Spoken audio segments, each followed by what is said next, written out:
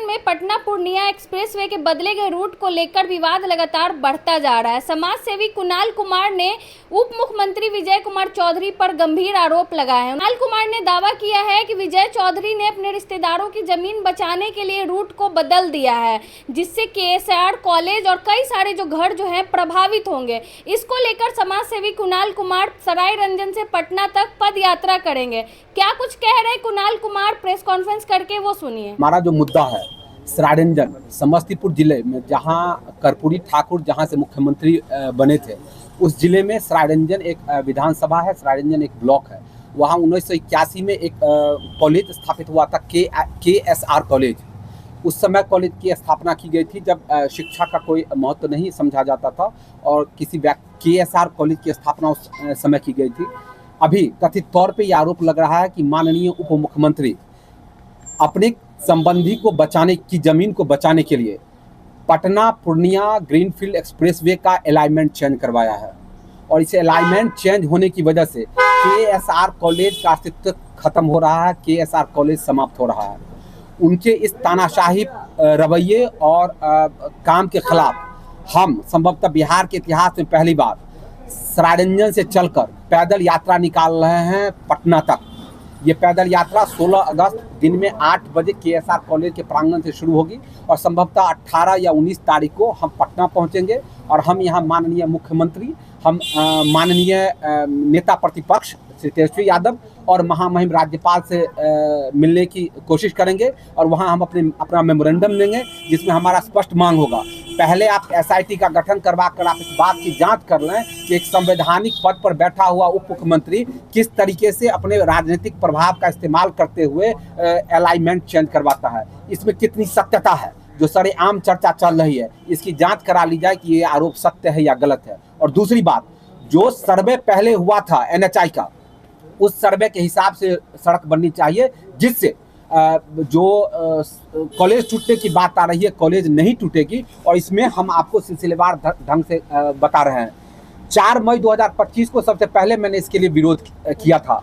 इसके बाद 8 मई 2025 को माननीय उस समय जल संसाधन मंत्री थे विजय कुमार चौधरी के द्वारा सरायरंजन में जल संसाधन विभाग के सभागार में एक बैठक की गई और अनौपचारिक रूप से एक डीसीएलआर को नियुक्त किया गया कि आप एक अल्टरनेट रास्ते की व्यवस्था कीजिए। डीसीएलआर ने बिना किसी सरकारी चिट्ठी के, बिना किसी सरकारी आदेश के एक नक्शा पास करके लोगों में वितरण कर दिया कि भाई ये नया अलाइनमेंट पर काम होगा, कॉलेज बच जाएगा। और ये सूचना उस समय चुनाव का समय था, इसका कोई सरकारी रिकॉर्ड नहीं है। और उसी समय प्रवीण कुमार, जो उस समय जिला भू अर्जन पदाधिकारी थे, फिर से मैं कह रहा हूँ, प्रवीण कुमार जो जिला भू अर्जन पदाधिकारी थे, उनके देख रेख में जो माननीय मंत्री के शतरंज का एक प्यादा थे, उनके देख रेख में ये काम किया गया। उसके बाद उनको चुनाव में सरायरंजन विधानसभा में आरओ बनाया गया, उसी प्रवीण कुमार को। और जब उन्होंने माननीय उप मुख्यमंत्री के अनुकूल काम किया तो अब उनको जिला परिवहन पदाधिकारी समस्तीपुर नियुक्त कर दिया गया। आप इस क्रोनोलॉजी को समझिए। जो व्यक्ति भू अर्जन पदाधिकारी होता है, जिस पर यह आरोप लग रहे हैं कि उसने अलाइनमेंट चेंज माननीय उप मुख्यमंत्री के कहने पर किया, ये आरोप है, लग रहे हैं, उसी व्यक्ति को पहले सरायरंजन विधानसभा के चुनाव में आरोप बनवाया जाता है और अभी उनको जिला परिवहन पदाधिकारी बना दिया जाता है। और जब इस बात का हमने विरोध किया और इसी समय, ठीक इसी समय एक सरायरंजन में गंगसारा गांव है जहां 8 एकड़ सरकारी जमीन उपलब्ध थी। उस जमीन पर पावर प्लांट लगना था, वहां नहीं लगवाकर यह भी आरोप लग रहा है कि माननीय मंत्री ने अपने संबंधी के जमीन में लगवाया है, जहां 12 एकड़ जमीन सरकार को अर्जित करना पड़ा है, जिसमें सरकार के राजस्व की ज्यादा हानि हुई है।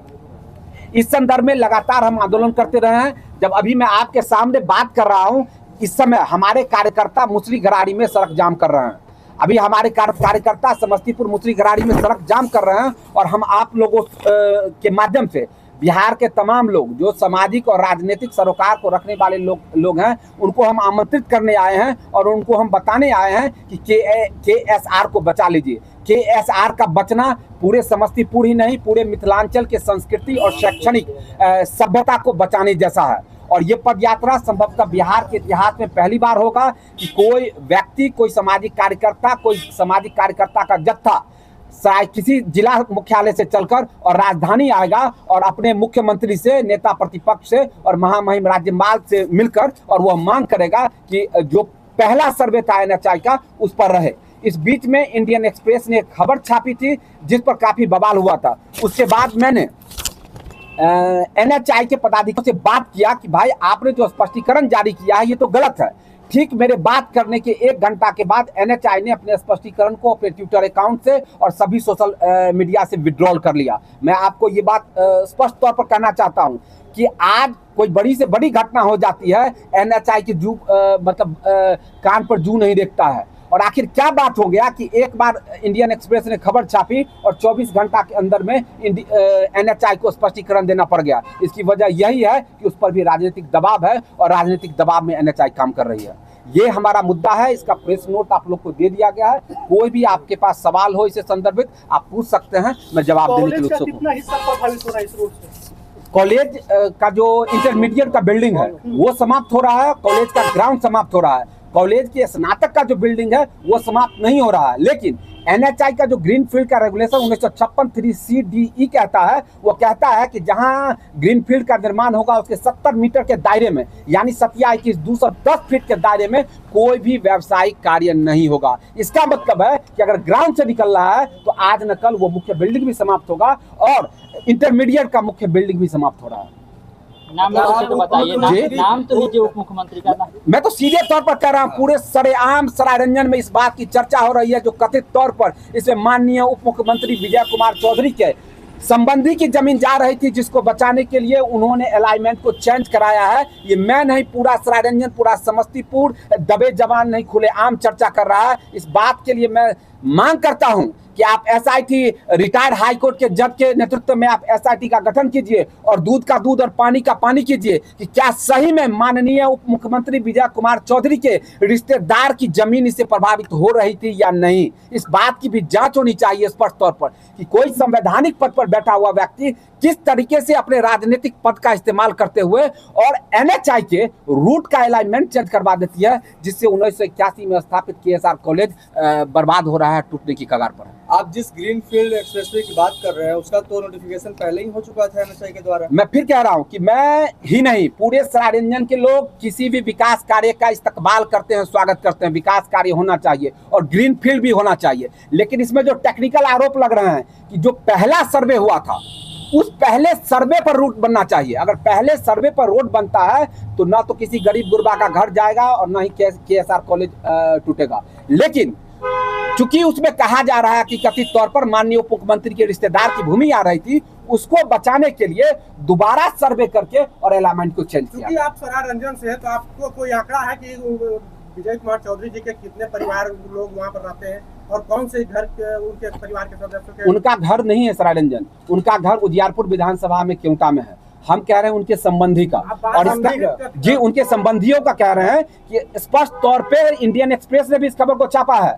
और इंडियन एक्सप्रेस ही नहीं, सरेआम इस बात की चर्चा है कि उन्होंने अपने संबंधी की जमीन को बचाने के लिए, और इंडियन एक्सप्रेस ने खबर में यह भी कहा है कि संबंधी का नाम बॉबी ईश्वर है। ये इंडियन एक्सप्रेस की खबर है और सरेआम सरायरंजन में चर्चा है। कभी आप लोग जाइए और देखिए कि पहले सर्वे में सही में उस रूट में उस व्यक्ति का जमीन आ रहा है या नहीं आ रहा है। इसको लेकर अगला कदम क्या होगा आपका? कदम यह है कि 16 अगस्त को बिहार के इतिहास में पहली बार किसी जिला मुख्यालय से पैदल यात्रा करके राजधानी पटना पहुंचा जा रहा है।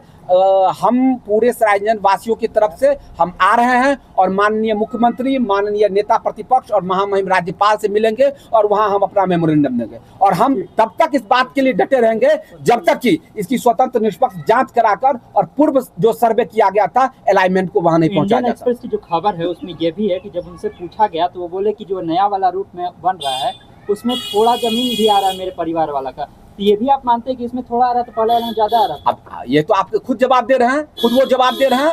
मैं भी यही कह रहा हूं कि उनके स्वार्थ की पूर्ति के लिए इंडियन एक्सप्रेस ने ही सिर्फ खबर नहीं छापी है, सरेआम पूरे सरायरंजन समस्तीपुर में चर्चा है कि किस तरीके से KSR कॉलेज जो लाखों छात्रों का भविष्य जहां बन रहा है उसको बलि चढ़ाया जा रहा है। जब आप लोग यहाँ हैं, मैं आपसे बात कर रहा हूं, हमारे कार्यकर्ता के साथ पुलिस समस्तीपुर की पुलिस धक्का मुक्की कर रही है और हमारे कार्यकर्ता पूरे सरायरंजन के लोग मुसरीघरारी में जाम पर बैठे हुए हैं। मुसरीघरारी में NH-28 को वो उन्होंने जाम किया हुआ है। अच्छा, कबरा चौर का जो बात कही उसमें भूमि अधिग्रहण की क्या बात है?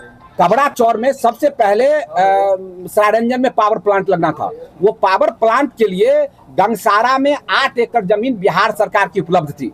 पहले वहां चिन्हित किया गया था और इसके लिए 12 एकड़ जमीन की आवश्यकता थी, तो बिहार सरकार को सिर्फ 4 एकड़ जमीन अधिग्रहण करना होता। लेकिन चूंकि अधिग्रहण में पैसा ज्यादा मिलता है, इसलिए कबरा चौर में माननीय मंत्री जो जमीन पानी में डूबा हुआ था उसको मुआवजा ज्यादा दिलवाने के लिए वहां से उठाकर कबरा चौर लाया गया है। और जो NH पास हुआ था पहले कबरा चौर होके पास हुआ था, लेकिन उसको हटाकर और ग्रामीण क्षेत्रों से बसावट के क्षेत्रों से पास किया गया।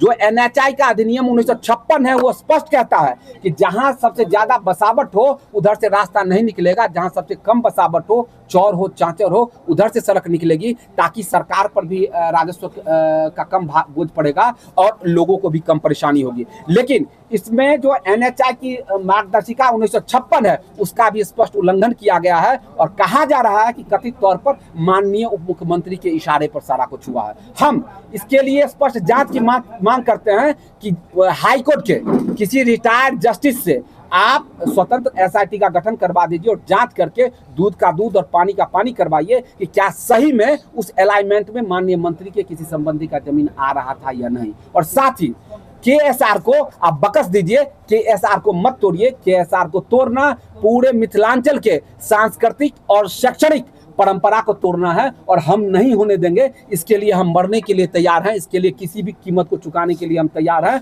हम करीब 100 किलोमीटर चलकर सरायरंजन से हम पटना आएंगे और माननीय मुख्यमंत्री और माननीय नेता प्रतिपक्ष के दरवाजे पर हम तब तक भूखे प्यासे बैठे रहेंगे जब तक कि वो हमारी बात नहीं सुन लेते हैं, हमारी बात नहीं मान लेते।